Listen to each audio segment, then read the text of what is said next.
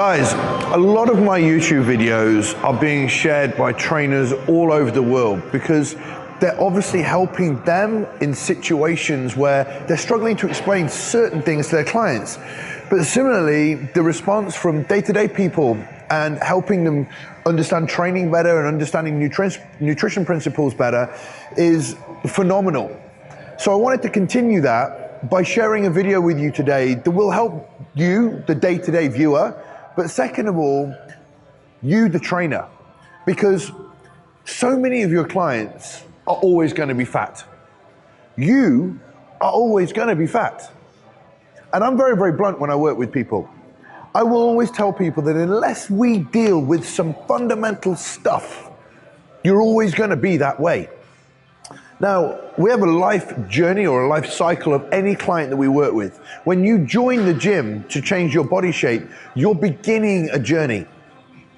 But the most important thing is where you start that journey. As a trainer, where you start your client.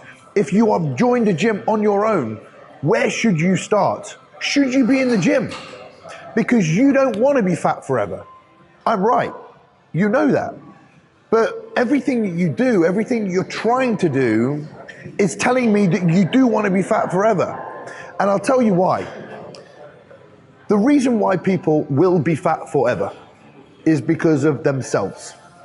How they feel about themselves, what has happened in the past that has led them to be where they are right now. You can't join the gym and fight against something that your body is in resistance to or resisting. Many, many times I've come across a client who wants or tells me they want to lose body fat. They want to change their body shape. But I stop them and I say, do you want to change you? It sits them back. It's something that they've never thought about. As a trainer, have you ever stopped and said to your client, if you want to lose body fat, if you want to change your body shape, are you actually prepared to change you?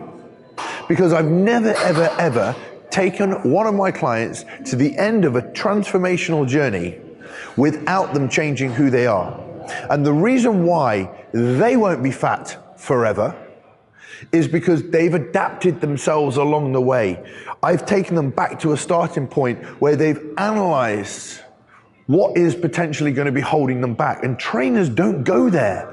Trainers are frightened of losing their clients when they say or they feel that there is a limiting factor behind the person following the program, a limiting factor behind the person training hard in the gym. That limiting factor is not the machines in the gym. That limiting factor isn't the diet. That limiting factor is the fact that the person that they're working with is still in kind of self-sabotaging mode. They still see food as a comfort. But the reason they see it as a comfort is because something mechanically in themselves is actually bringing them to that point. So I said something the other day, which was all about people making choices. If you choose to be a comfort eater, if you choose to go back to being fat, it's just a choice that you're making. But these choices are actually determined by your deep thoughts, okay, your subconscious thoughts, the patterns that are running inside your body. Now, in order for you to be able to change those subconscious thoughts, you need to acknowledge what the subconscious thoughts are. Have you had an eating relationship issue with food earlier on in your life? Have you had something that's happened in your life that has banged the self-confidence out of you immeasurably? Well, these things need to be addressed. These things need to be dealt with before you are able to be in a position where a diet will work and a training plan will work. I want to talk to you right now, the person that's really struggled or wants to get something, but just bounces back every single time.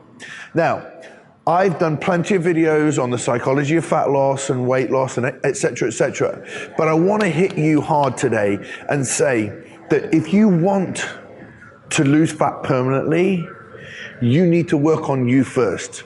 That requires looking into personal development. That requires looking into self-mastery. That requires looking inside yourself and trying to understand you and what your limitations are to being the person that you want to be long term. It could be your social network, guys. It could be your friends that could potentially sabotaging who you want to be. Sometimes we have to move away from our current environment to be able to move forward in life, which requires you to be strong and make a big commitment to big changes. So just remember this, if you aren't prepared to change you, if you aren't prepared to look inside you, if you're not prepared to change things, you will always be fat.